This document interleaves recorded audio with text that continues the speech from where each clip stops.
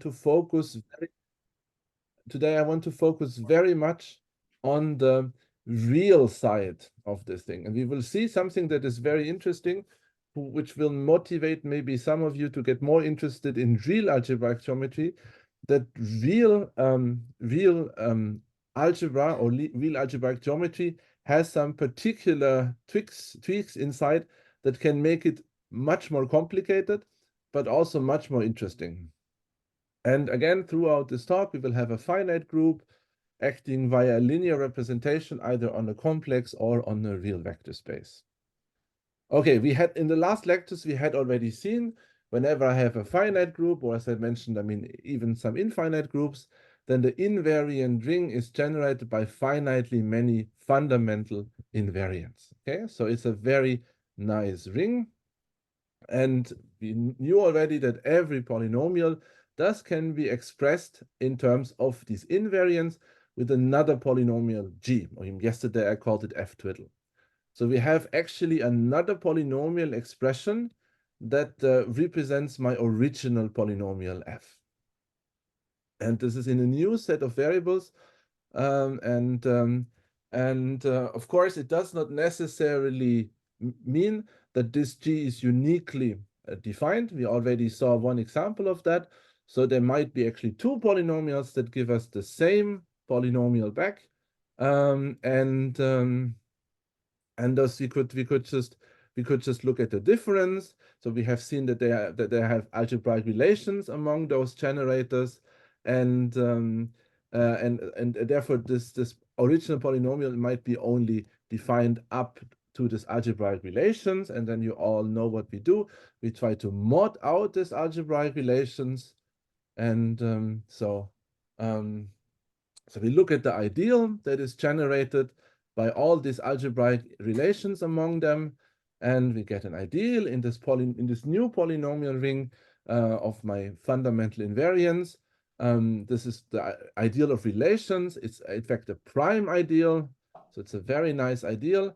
I mod out this prime ideal, and as I had already mentioned, by modding out this prime ideal, I get this isomorphism of my to my invariant ring. So my invariant ring is actually a very nicely behaved ring of its own right, and one could just do the algebraic geometry on this ring. Okay, so just to give it, I also mentioned this again to give it a geometric picture. So we have this ideal of relations. This ideal of relations defines an irreducible variety in the space C to the M. And in fact, it's the smallest variety that exactly contains the parametrization that I have. If I have my fundamental invariance, it's the ideal of all polynomials that vanish on this image, and it's an irreducible variety. And my invariant ring is just the coordinate ring of this variety. Okay, so this is a very beautiful correspondence between the invariant theory, the algebraic invariant theory, and the geometry, that we have on the other side. Okay, so this should have all been implicitly clear through the first lectures, but this was maybe just a wrap-up. And here, as we will see in a minute, it is very important, and I want to stress this now, that we worked over the complex numbers. So Yeah, Cordian, this is the difference from the yesterday's lecture. So in the yesterday's lecture, you exactly. were In yesterday's lecture, I have been working with the real numbers, and I realized that maybe I should have said a little bit more about the real numbers, and this is exactly what I try to do now. A little bit telling you why things are, I mean, not why I think, but telling you examples that things become much more complicated when we work over the real numbers. And yesterday's lecture was actually focusing on this real thing, and I was just doing it. And only afterwards I realized that maybe some people in the audience after the first two lectures thought, this is a little bit strange. Why are we doing this? So I wanted to today show a little bit why things can be different in the real setup. And moreover, may you please shed more light on this y1 to ym? Are they homogeneous polynomial? They are homogeneous, yeah. They are homogeneous. We can always assume them to be homogeneous. So this follows from this Hilbert theorem that we had on the second day. Okay, okay. So, and we also already mentioned briefly that, I mean, I have a point in my space, I can associate its orbit to it. I can look at points in the same orbit. I define them to be equivalent, and I mod out these orbits. I get an orbit space. Okay, and yes, okay, that's obvious. So, and I get in fact a mapping. So I get this mapping that maps Cn to my variety of ideal my variety defined by this ideal of relations. And this is in fact, and this is now the important thing to see. I mean, because we are working over an algebraically closed field, then this is this map that I get. I mean, this is obvious. It's a polynomial map, and it actually is surjective onto this variety of relations, right? I mean, that's so this means, and we have also seen that these fundamental invariants, they separate orbits. So it means that if I look at this equivalence relation and I identify 2 points that are in the same orbit, I actually get a bijective map. So this space, this variety really parameterizes orbits.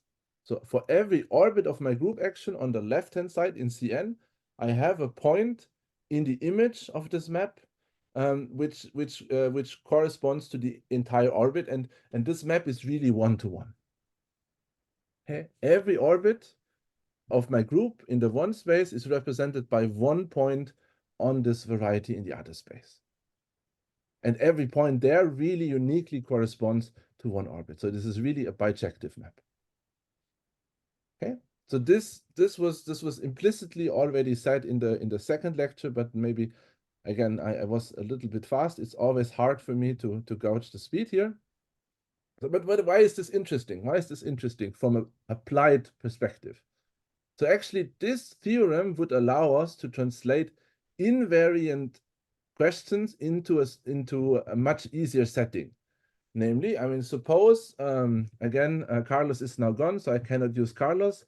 So I use Beatrice. So suppose we take polynomials that are invariant, and I look at the corresponding polynomials that represent my polynomials in this invariant ring. So I have the f's and I have the gammas.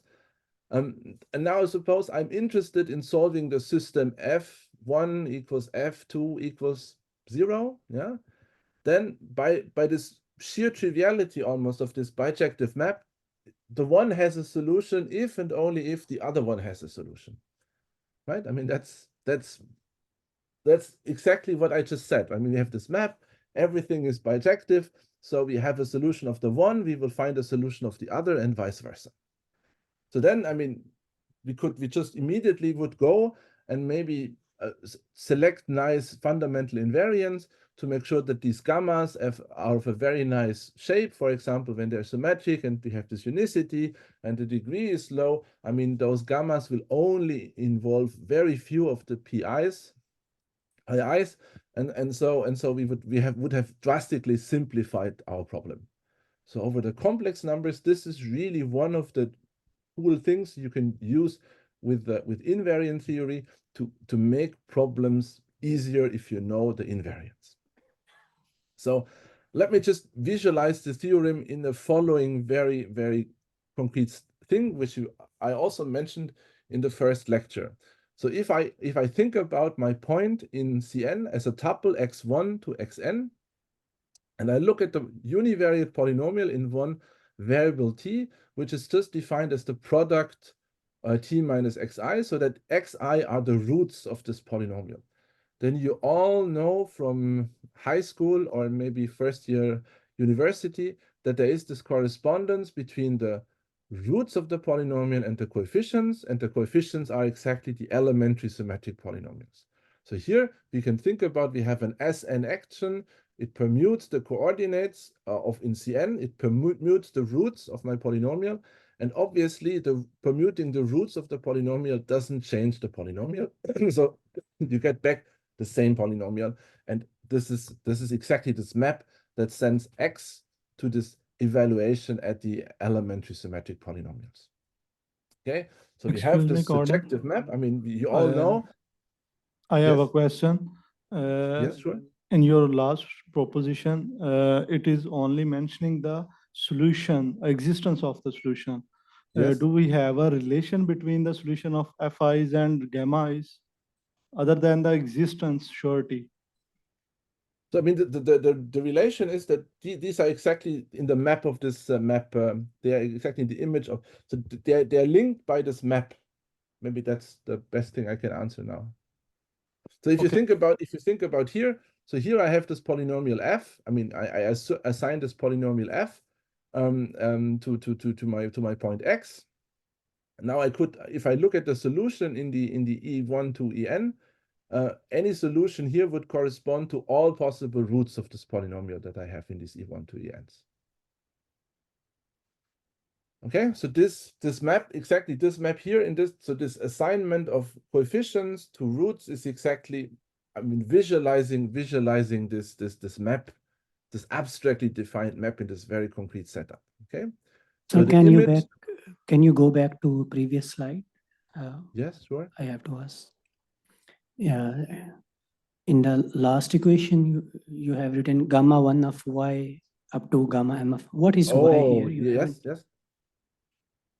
Yes, so this is gamma 1 up to gamma m in y. So this is just, I mean, the y's are now, I mean, so I have a map from Cn to Cm, and the y's are my coordinates in Cm, and the x are my coordinates in Cn. This is just to make sure, I mean, one has n components, the other has m components. Okay. And of course, I mean, these y's actually, they don't only live in Cm, they actually live in this variety. I mean, so we have this, I mean, yeah, so I have to choose points in this variety. Okay. So let's see what happens actually in this simple example when we change our field from C to R. So remember, I mean, obviously C and R are very similar fields. They are just, I mean, they're just one quadratic extension away from each other. So it seems to be a very harmless situation. We just miss, I mean, the one root of -1. Wow. So what should go wrong? And let's just look at a very simple example to show you that actually a lot can go wrong. So again, I'm looking into this S2 case. So where we have seen, I can use as this fundamental invariance the elementary symmetric polynomials. Now I only have elementary symmetric polynomials in two variables, x and y. So this is x plus y and x times y. Okay, very simple. And I claim that now the image of R2 under this map is not again R2. So, I mean, in the previous thing, we had C2 is mapped to C2, right? And now, obviously, I mean, just looking at the following thing, it's obvious that this is not the case here, because if I look at this polynomial P1 pi 1 squared minus 2 pi 2, which is exactly, if you translate it back, x squared plus y squared, I mean, this obviously never can be negative. So whatever points pi 1 and y1 and y2, I mean, now it's a little bit, now I messed up this relation of x and y. Ever points I choose in the image that makes this polynomial negative, they cannot have a pre-image that is real. So this realness actually screws up a little bit with this nice correspondence that we have. And I mean, this is obviously clear. I mean, if you look at for x and y in R2, I look at the univariate polynomial that I do in exactly in the same way. Then, I mean, obviously by this translation that I gave you in the previous image, a point in R2 can only have a pre-image if the corresponding polynomial has real roots. Only real roots, right? I mean, this translation that I had previously was I have coefficients, I have roots, they're mapped to coefficients, and every polynomial that I define by its coefficients has n roots. That's the fundamental theorem of algebra. Now, by going to R, what I actually have to do is I have my points here. All the points in the one they give polynomials with real coefficients, but not every polynomial with real coefficients has only real roots.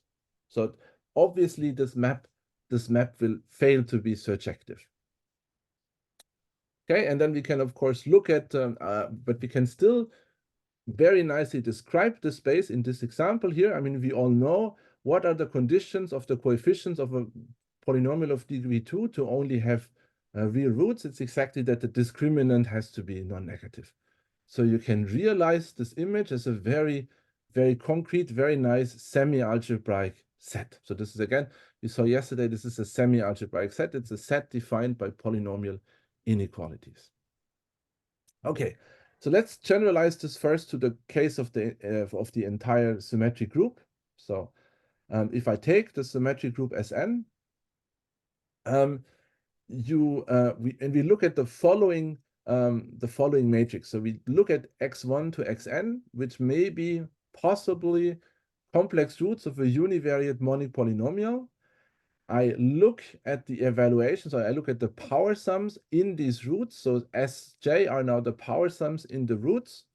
And I look at the matrix, and this matrix is just defined. It's n, S1, S2, to Sn minus 1, S1, S2, up to Sn. So this is a Hankel matrix where I put in the power sums from 0. I mean, if n is S0 to S2n minus 2. So it's a huge matrix. It's a matrix. Actually, it's a matrix with polynomial entries. These polynomials are the power sums. I mean, if I evaluate it for one polynomial, I get a Hankel matrix, and this with these numbers. Okay, so just a warning or a remark. I mean, at first hand sight, this seems to be very odd, because I'm telling you, well, I mean, give me the roots of the polynomial, calculate these power sums, and define this matrix. And I gave you the polynomial f. I mean, we all know that if you have the polynomial f, how would you find the roots? I mean, finding the roots is normally very hard for algebraics. If the degree is at least 5, it's getting really, really hard. So, I mean, it seems a very odd definition. It's very implicitly defined. So I mean, how do I define this if I don't know the roots already? And remember, what I want to use in the next slide, this matrix for, is I want to give you a criterion to decide that all the roots are real. And if I have a criterion that involves the roots, it seems a little bit odd that I'm telling you, I mean, calculate this thing, and then if this thing has a condition, then all the roots are positive. So the interesting thing is that these power sum polynomials can be expressed in the coefficients of the polynomial f. You have the coefficients of the polynomial f. They are the products, the sums, and the sums over the pairwise products, and the triple products, and the quadruple products of my roots. And those actually we saw they are generators of the invariant ring. And these polynomials here, they're also symmetric. So I can express those polynomials via the so-called Newton relations or Newton identities in these coefficients of my polynomials. So, okay. Cordian, how you Yes. calculate, how this S is related to F? This is still mysterious. Oh, sorry. So this is exactly. This is a little bit mysterious. Let me say this again. So the definition is just this S is, I have an F. Yeah. I have the roots of this f, which I maybe don't know, but they exist. I mean, they are maybe complex. We know every f has n complex roots, and I tell you, take the sum of the squares, the sum of the j's powers of these roots. Okay, so this is the definition. Now you rightly may see, but this is a strange definition. I don't know the roots. Okay, I mean, how should I, if you give me the f, normally I give you a polynomial in its coefficients. How on earth would I actually calculate this matrix if I don't know the roots? And this is the beauty, and this goes back to work of Newton already, that people realized, I mean, you don't get the roots, maybe. This is hard to calculate the roots, but it's very easy to calculate these moments of the roots. I could also call this is like sort of like this, like sums of powers of the roots is easy to calculate from the coefficients. So having the coefficients gives you an expression. So with this sort of Newton identities, you can express every of these SJs in terms of the coefficients. It's just a little bit more ugly, so this is why I preferred this writing down. Okay. And the interesting thing is this is actually a theorem by Sylvester that says, okay, if I have a monic polynomial and I calculate from its coefficients this matrix, then the signature of this matrix really gives me control over the number of real roots of f. So, and again, let me stress this. I have a polynomial. I don't know its roots. I have a thing that is implicitly defined over the roots, using the roots, and the eigenvalues of this matrix tell me, or the signature of this matrix tells me what the nature of the roots is, how many of them are real. And this is a very beautiful theorem, again, 19th century mathematics. And this just actually helps us now very simply. So suppose I have polynomials that are symmetric, f0 to fm, and I calculate the corresponding the gamma 0 to gamma m that are related to each other with respect to this expression in the elementary symmetric polynomials. So fi of x is just gamma I of pi of f, the elementary symmetric polynomial, I should say, e1 to en. Then immediately, if I'm now interested in real questions like finding the maximum or the minimum of my polynomial f0, well, instead of looking at the maximum or equivalently the minimum of x0 for all x in Rn, I can look at the maximum or equally the minimum of gamma 0 evaluated at all points y in Rn, but only those which additionally satisfy that this matrix that I built for them for every point is positive semi-definite. Okay? Because if it's positive semi-definite, then the signature is n, so all the roots will be real.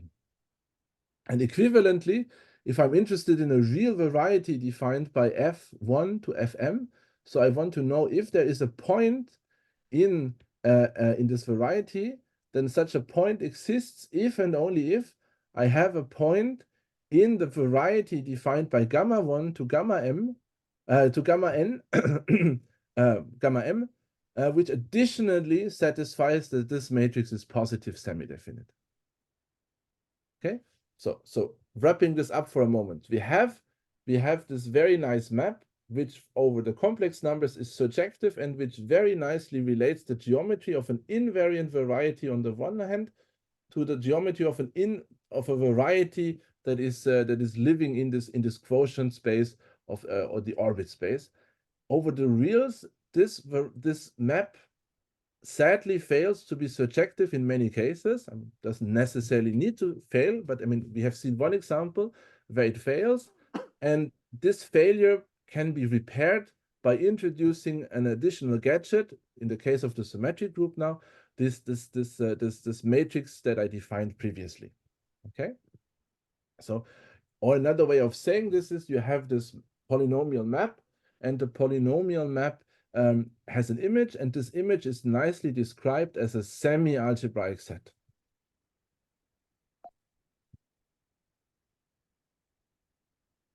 Okay, so again, we can use these formulations now, and I get new polynomial inequalities that realize this condition that the matrix is positive semi-definite, and then I can use everything that I talked about yesterday, this polynomial optimization methods, I could just use in this invariant ring. Could just start with that and having translated the whole problem into this setup. By HU prime, you mean the value of the Hankel matrix at U prime? Yes, exactly. Sorry. Yes. So yeah, that is exactly. That's the value. If I plug in for this f, I mean I plug in U prime. Exactly. Yeah, okay. Okay, this actually, and this is a very beautiful deep theorem, this actually can be generalized to any compact group, right? I mean, the setup can be generalized with a very, very, very nice construction that goes back to Procesi and Schwarz in the late 70s. So we have seen that, I mean, I can always define a G invariant inner product And what we just now look at is we look at for every polynomial p, I look at this differential dp, which is the sum of these partial derivatives times x dx. And I just defined, I mean, this is now just a little bit for people, interesting for people to remember if you're ever in the situations. I take my fundamental invariants, I look at their differentials. So their differentials, I mean, it's really just, if you want to, it's the gradients, right? It's the gradients of my pi i's. I build a matrix that is defined as this. I take these two vectors that I have. I mean, I have the vector d pi and I have the vector d pi j. I take the inner product and I have to take this G invariant inner product, which I get by summing over the action. So I get a matrix in the end back whose entries are symmetric or G invariant polynomials. So this matrix is it's a symmetric matrix because it's symmetrically defined in I and J, but it's also G invariant because, I mean, this inner product is G invariant. So it's a little bit so I need to have actually that these differentials are equivariants, but that's another question. So the interesting thing is, and that's important. So Procesi and Schwarz could show that Will if it I have be a Hessian matrix? sorry, Will it be a Hessian matrix? a Hessian matrix? The matrix achieved by the inner product. It's essentially okay. It's a good question. It's not the Hessian matrix. It's not the Hessian matrix. It's the Jacobi matrix. It's essentially the Jacobi matrix times. I mean, okay, if you choose the inner product rightly and so on, you can think of this as the square of the Jacobi matrix. So you take the differentials and you multiply them together. So the Jacobi matrix contains the differentials, if you want to think in matrices, and then this is maybe just Jacobi matrix times Jacobi matrix transpose. Okay. But yes, I mean, this is how you would concretely maybe do it. Yeah, so the interesting thing is that they could show that my orbit space for any compact group that I realize via linear action is actually described by polynomial inequalities that I can relate to this matrix being positive semi-definite. Okay, so I have a very nice way of realizing. So this is also what people call the orbit space. I have a very nice way of realizing this orbit space, the image of this map that assigns x to its values of the the fundamental invariance, by a very concrete way. Very easily doable if you want to. Concretely doable. Okay. Cordian, can you say a bit more about d pi I, the differentials here? So what should I say about it? So because dp so pi i's are the variables, right? You are taking to the other ring, or you are okay. So okay, maybe so do you get my point? So okay, so this pi i's for me now, maybe I should really be very down to, I mean, a little bit imprecise and down to earth. So this pi i's is just a poly for me. Think of pi I as just being a polynomial in x1 to xn. Take its gradient with respect to x1 to xn. You get an n-dimensional vector whose entries are polynomials, right? I mean, that's the gradient. Okay. And then just So I was multiply. just I mean, yeah, I was just viewing it in the second K algebra, which is K algebra built over pi I on the right hand. so the differential is not yet there. The differential is not in these pi i's. Oh, okay. It is on the domain space, right? Exactly, but the thing is, because we take this inner, that's the whole problem, or that's the whole beauty. We take this G invariant inner product, and then suddenly what we get out of this G invariant product is invariant, so that we can push over to the other side. And what to do with the differential term which will be appearing? In order to check this particular condition of the positive definite. So exactly this, I mean, this inner product will be invariant, so it will be expressible in these polynomials pi to pm.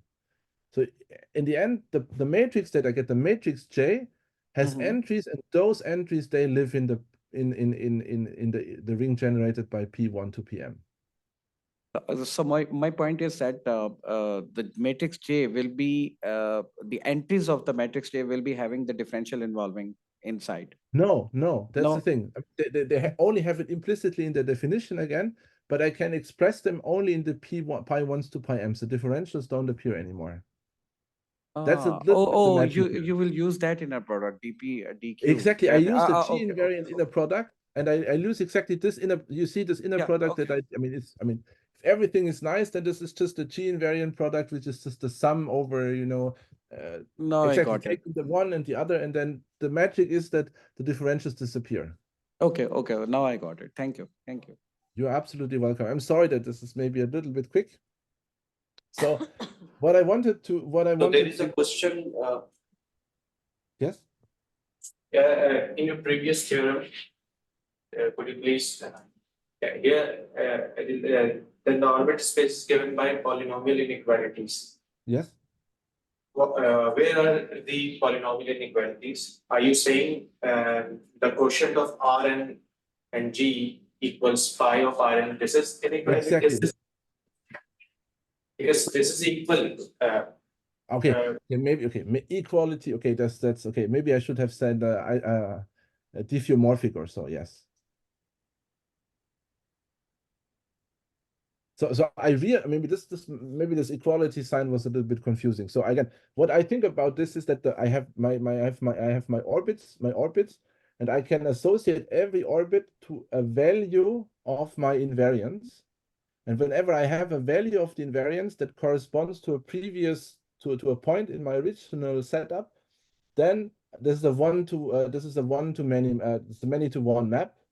But I mean, up to orbits, this map is 1 to 1. Okay, so every point in Rn modulo G corresponds uniquely to one point in the image. The problem is just that the image is no longer so easy because we're working over the reals. So in general, the image of a polynomial map over Rn is a semi-algebraic set. But here we actually get the description for free, or I mean, not for free, but with the theorem. And the description is just, you can only take those points where this matrix is positive semi-definite. And I mean, again, positive semi-definiteness of a matrix, you have to write down the conditions are very nicely algebraically expressible. So you get a very concrete way of describing this image. Maybe this is what I should have said. Does this answer your question? Oh, got it. Perfect. Thank you for the question. So the take-home message of that is maybe that there is this nice space, which is called the orbit space, and it can be used to visualize the symmetry reduction. And the real orbit space is a semi-algebraic set, and one can reformulate invariant problems in this real orbit space. So in particular, polynomial optimization problems that we have discussed yesterday could be symmetry reduced and mapped over to the space. The price we have to pay is that this would add this polynomial inequalities to the whole setup. And one small remark.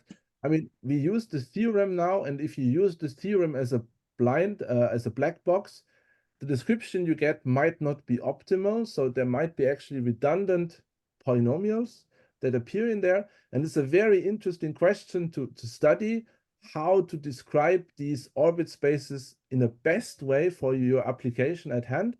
And there's a first almost ready work that we have on that together with a PhD student and the former postdoc, where we try to show that that you can sometimes get much less inequalities concretely.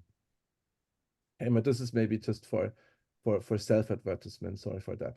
So I wanted to use this to come back to my original picture that I started with, and I felt I never talked about this picture enough. So if you think about this picture for a moment, every one of you will realize that this has something to do with the lecture. So I just need somebody to tell me what they think this has to do with the lecture. There's no wrong answer.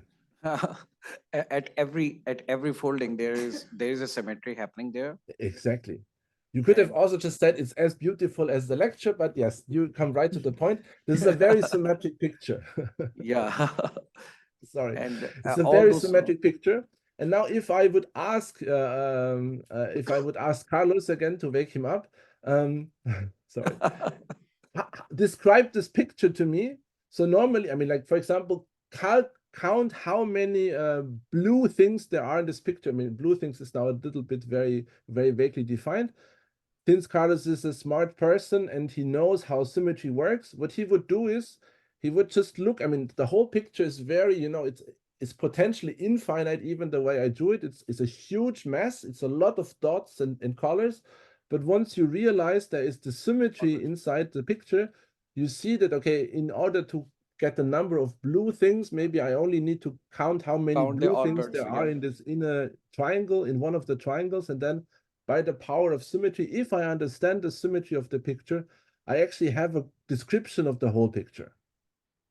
Okay, so this is a very meta kind of picture that I want to use to motivate something for the second part of this lecture, which is namely, I want to ask myself a little bit how complicated semi-algebraic sets that are symmetric can actually be. So let me just briefly. Excuse me, Sorry? Cordian, sorry. Before you move to the next topic, so regarding to the last slide, the previous slide, and then the previous slide, before that, one more. So when you were discussing about the optimality, how to decide, is there some criteria to affirm that, affirm the optimality of the orbit space? Yes, that is a very good question. So actually, let me just give you one example that is kind of making the point here. So if I have a group that is finite and it only has in its order is odd, I have an odd group. Actually, for odd groups, the whole thing works exactly the same ways as it does over the complex numbers.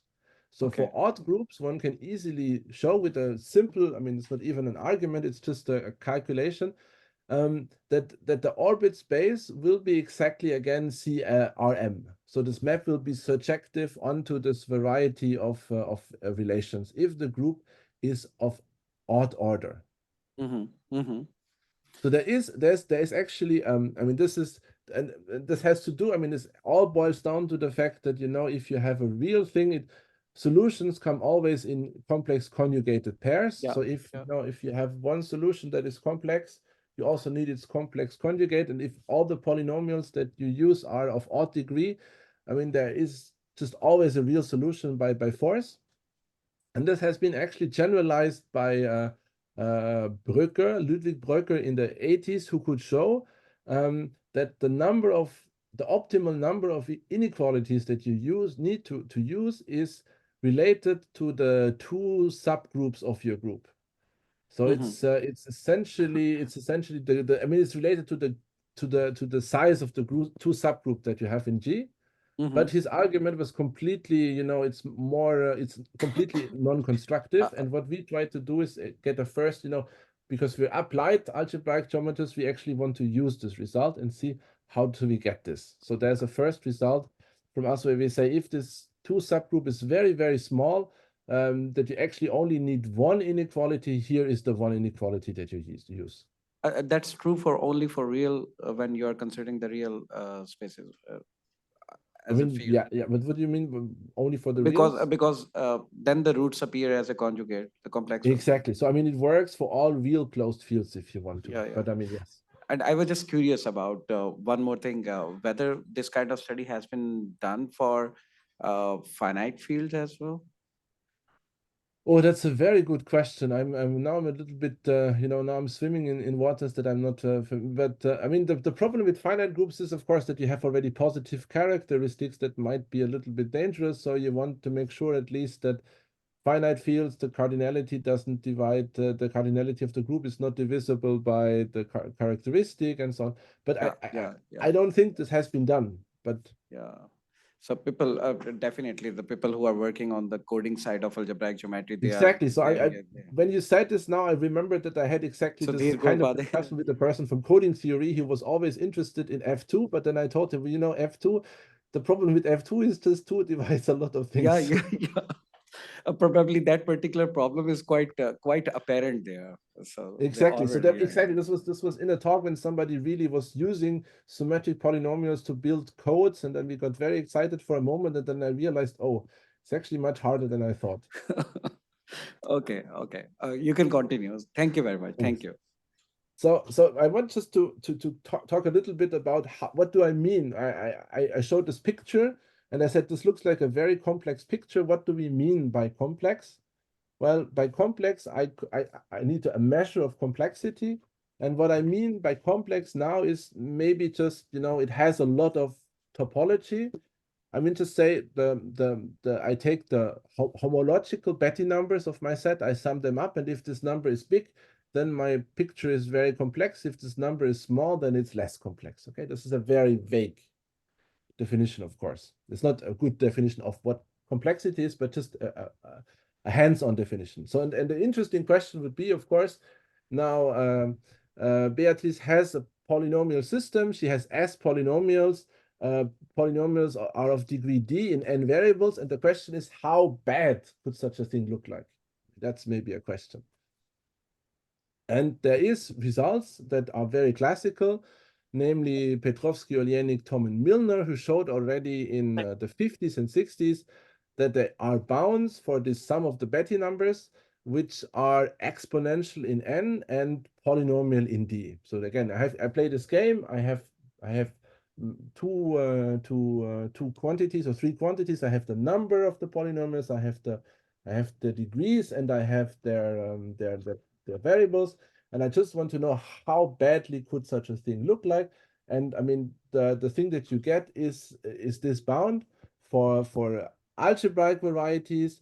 And if you're also interested in semi-algebraic sets, then there is a similar bound that also involves the number of inequalities that you have. Okay, so this is a very beautiful studies, uses more theory, and essentially boils down to counting points in a polynomial system, which comes from these critical points. This is why this looks a little bit like Besou's theorem. Excuse me, Cordian, which kind of Betti number you are using here? The topological Betti numbers? Topological Betti numbers, yes, sorry. At which level? At which level? You just sum them all up. I sum them all up, but of course, if they are all positive, so if I have a bound for the sum, this is also a bound for the individuals. For the so this bound works for all Betti number. Exactly. This is a very corresponding. I just take the sum. So I should have said I take the sum over all the Betti numbers. They're all positive. Okay. I mean, if I have a bound on the sum, I have a bound on all of them. But the question is, of course, how good this bound is. But for me, it's just, I mean, I don't care how many, I mean, how many connected components it has. I just want to know how many complex things there are in my set. And I mean, actually, the sum of these Betti numbers disappears very naturally in some things related to complexity theory, where people are interested in this sum as a lower bound for algebraic complexity, algorithmic complexity of certain algorithms, sorting algorithms, and so on. Excuse me, what does O of D stands for? O of D is this O notation is something that grows like a polynomial in D. Sorry, can you just please go back slide so that we can, yeah, one slide back, I think. One, yeah. The D is the degree of the polynomials that I have. What is O? O of D is something that is a polynomial in D of order n. Okay. Thank you. I mean, just if you don't feel familiar with this O notation, just look at the middle thing. I mean, this is what it is. It's 2D times D times 2D minus 1 to the power n minus 1. I mean, if you look at this for very large n, I mean, this is just like n d to the n, right? I mean, roughly.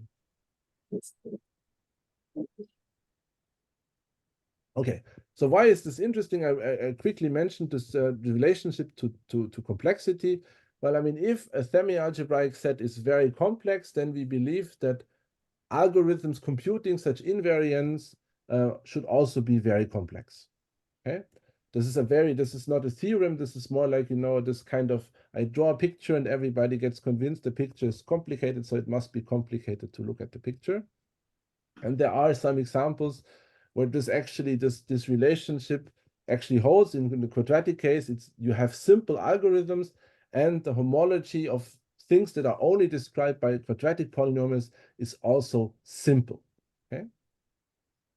So now I want to come back to something that I used in one of the lectures. I want to now ask myself, what can we say about the complexity of symmetric sets? So now symmetric really means I have the symmetric group acting.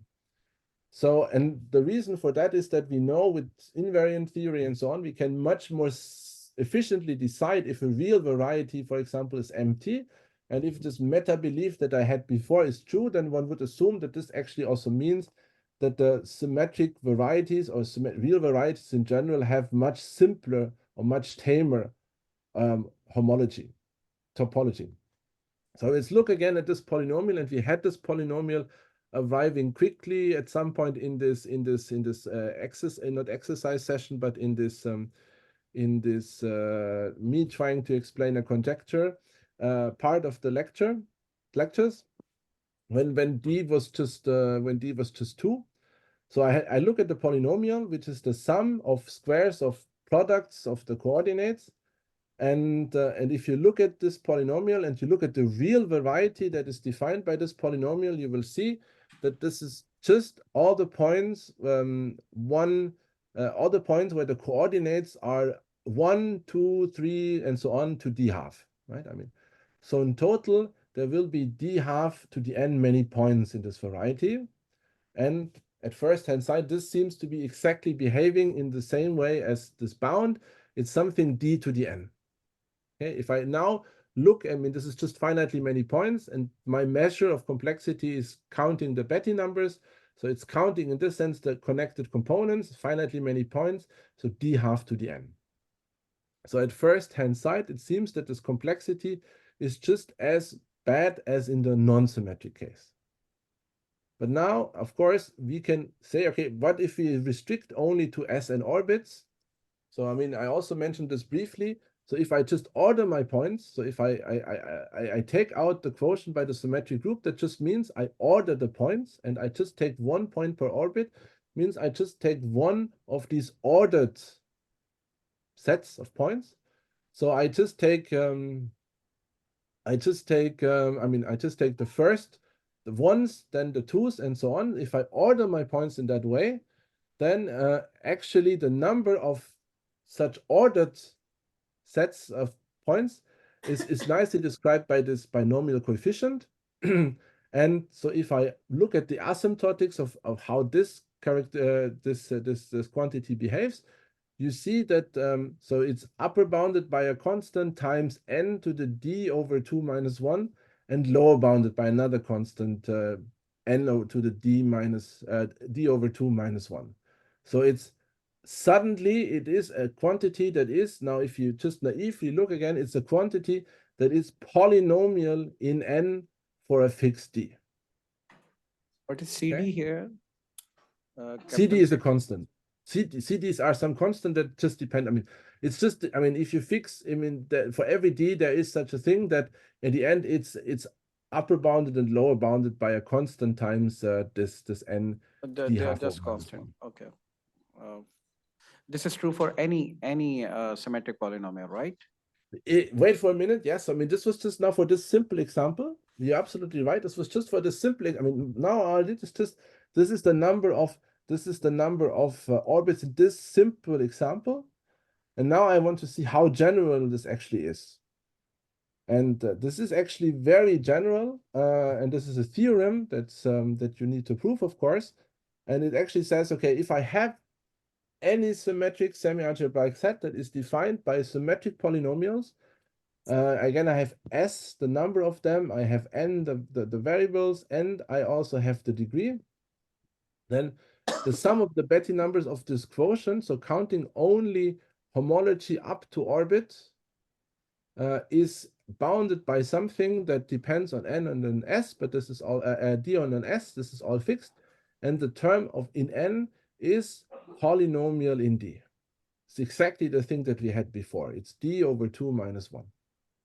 What do you mean by O of D in the power? I mean, it's some polynomial in D. It's some yeah, it's there's a okay. This is really really bad notation. I agree, but I mean, if you think of D anyways as fixed, these are just constants. So that's the nice thing. So D is fixed, and then this in the S is fixed. So the beginning, these are all just constants. So the only thing that actually can change now is the N, and in N it is just a polynomial.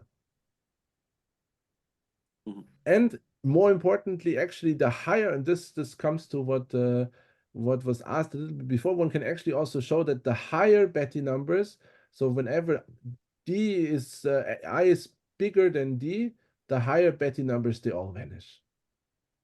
Can you say something about this P? P is just a collection of D homogeneous polynomials. Yes, it's just they don't have to be homogeneous, they are just symmetric. P is just a Right. set of symmetric polynomials. Having and I degree look D less or have a lesser degree than. at most D. I have S of them, and I look at a semi-algebraic set that is defined by them. Whatever you want to use, I give you the freedom. Build your favorite set with those polynomials.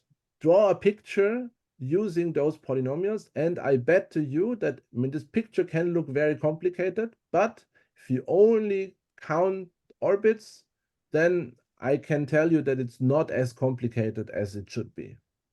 In particular, the higher homologies will all vanish of this quotient. I mean, it's a little bit, what do I mean by the homology of a quotient? I'm staying a little bit vague here maybe. And again, this result is actually very sharp because we have seen that in the previous example, this is exactly up to this constants what we get. This is actually very nice because this also translates in algorithmics. So you can actually use this result to design an algorithm to compute those Betti numbers. So this comes back to this meta belief that I mentioned previously. If you have quantities that are polynomial, you actually have polynomial algorithms to compute them. And it actually can be used to compute other things of descent, namely, for example, the Euler characteristics in polynomial time. Let me just mention quickly, so now this may be sounding a little bit strange. Why was I looking at this?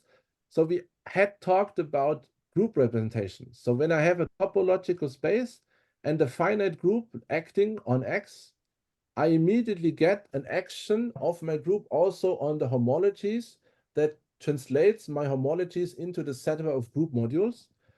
And if I think about this for a moment, the part that is fixed in my homology, so the invariant part, the trivial representation in my homology module corresponds up to isomorphism exactly to the homology of the quotient that I was defining here.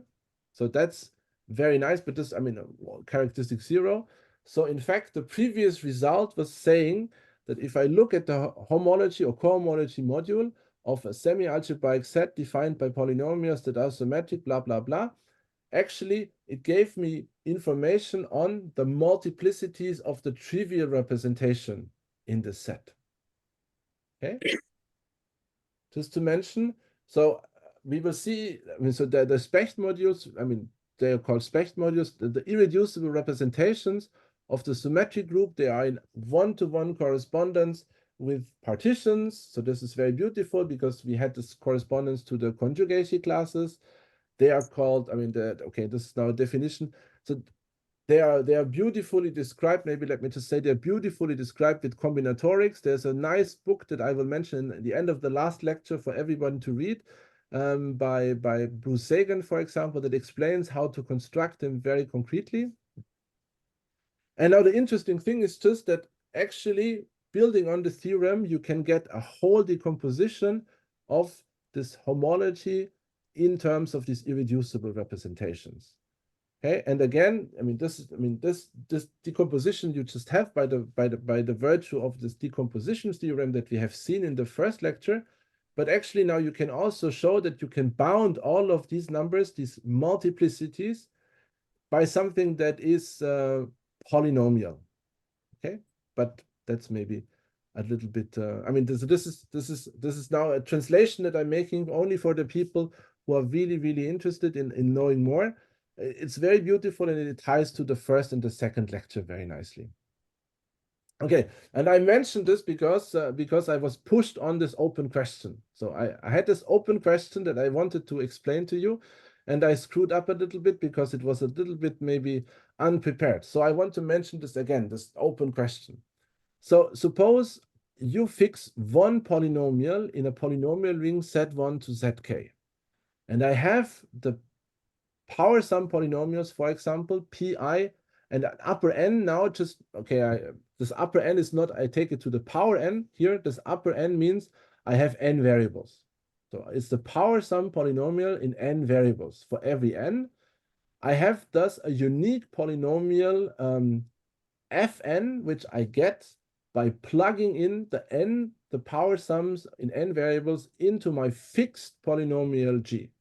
So the important thing is the polynomial g is fixed. I have fixed the power sums, but the power sums have the number of variables as a parameter.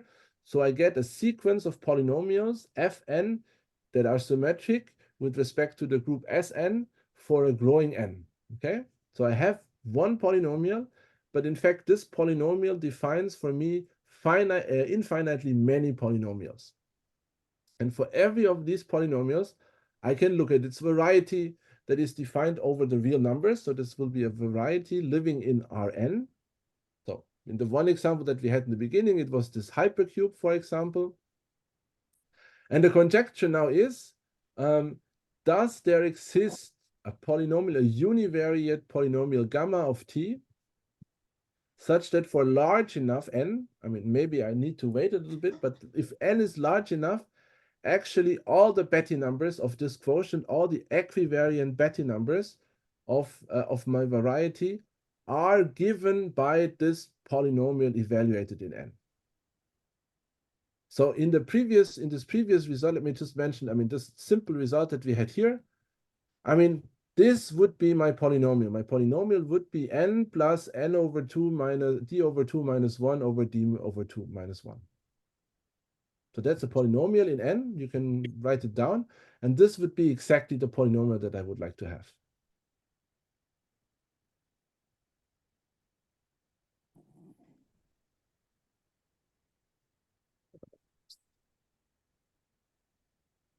Okay, so of course, this conjecture, we could also ask the same conjecture not only for this equivariant Betti numbers, but for all these multiplicities. And of course, this is also a valid, more general conjecture to have. And I mean, we have some, as I said, there is some examples where one can show that this is actually not just a polynomial, but it's a constant. So the constants are the most easiest polynomials. So for some instances, it has been shown that in these instances, this polynomial is a constant, but in general, this is completely wide open still. So I want to come with a sort of conclusion because I'm almost running out of time. I have 1 minute left. So the take-home message is maybe to say that many complicated problems are inherently symmetric. And this symmetry, I mean, if you remember this picture that I had, this was maybe meant to motivate the statement. This symmetry, this complications might actually be the reason, the symmetry might actually be the reason why this whole picture looks so complicated. So if you remember this kaleidoscope, in the end, if you understand the symmetry, the whole thing boils down to this understanding one chamber of this whole picture, and then you have understood all of this. So there is a large toolbox at your disposal to simplify such problems by going into the quotient with respect to the group action. And this has been done with a lot of interesting, there's a lot of interesting work on that. I want to just mention two interesting things to read. Now I have a problem with my computer that wants to update itself, but it's done. So I want to really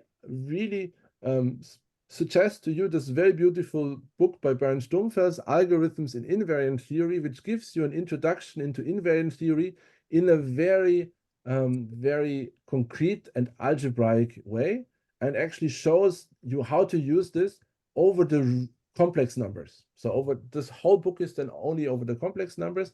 And if you're then interested in this real setup that I mentioned, there is this article defining inequalities, inequalities defining orbit spaces. by Procesi and Schwartz. It's a little bit hard to read, but the only thing you will need from this article is exactly the way of building up this matrix. And then having this matrix at your hand, you will be able to use the tools from invariant theory also for questions that involve real polynomials.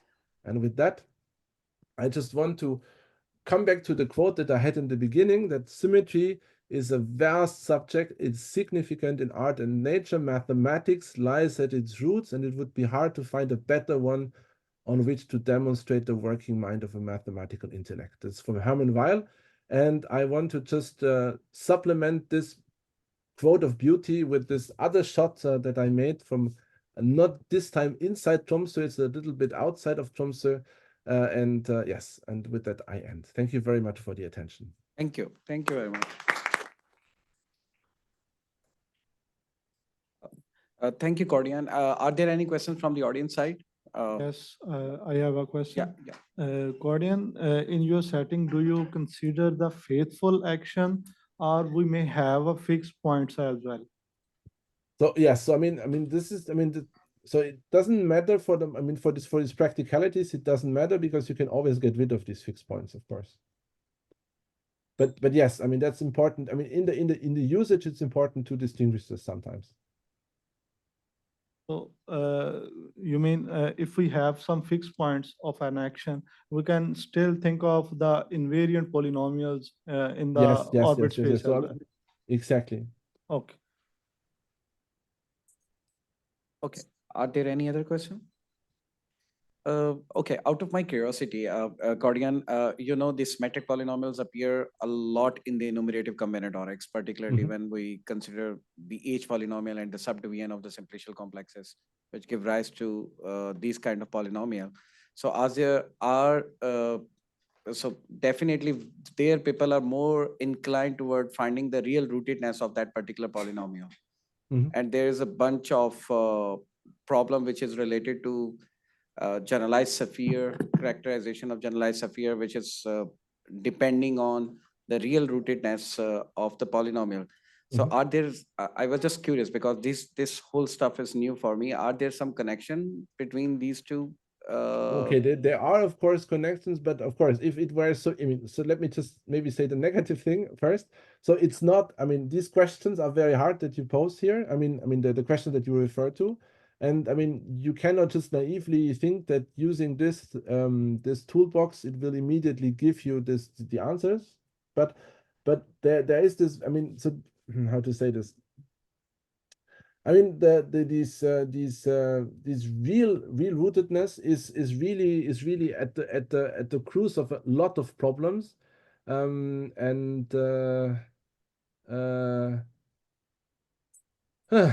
no, I don't know what else to say. Sorry, but yes, I mean, this is really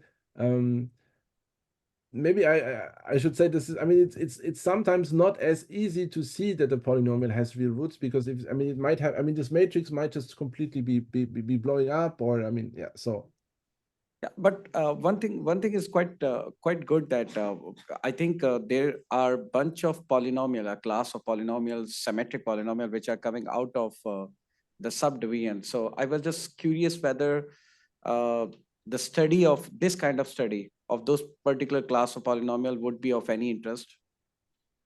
I mean, I think it could be interesting, yes, but I mean, I have to admit that I don't know if somebody has maybe already done this. Would you like to say something about it?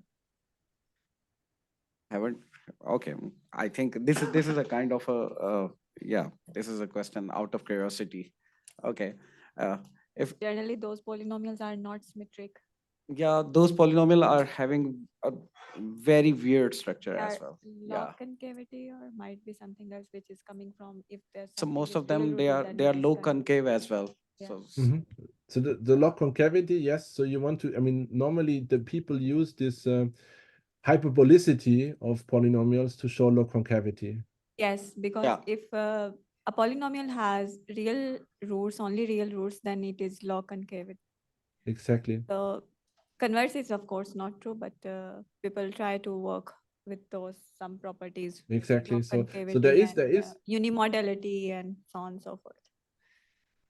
So there's very fascinating. I mean, of course, you all know Hu and Brendan have, for example, this Lorentzian polynomial. I mean, like relaxations of this hyperbolicity. I mean, there's a lot of very interesting new developments in the last 5 years that build all on this simple theorem that I have maybe shown you with the how you get real rootedness of univariate polynomials, but most of the time they also have higher many more variables involved, and you have a different notion of what they call hyperbolicity. So you want real rootedness in all directions and so on. But this is very interesting in relation to combinatorics. I absolutely agree. And yeah, but I'm not an expert on that. I'm sorry. But anyways, this is very, very interesting for many of us. And thank you very much, Cordian. Now we are heading to close this particular session now, and we are getting closer to the closing conclusion of this SIMPA school. So we will now we have a lunch break, and we will gather again at 2:30 for the last tutorial session by Cordian, and maybe some concluding remarks, and followed by a short closing ceremony where Alicia is going to join us online. Alicia Dickenstein, she will be joining us online as well, and very short ceremony right after your talk at when it will end at 3:30. Okay, now it's lunch break. Once again, clap for Cordian for this talk. Thank you very much. See you later.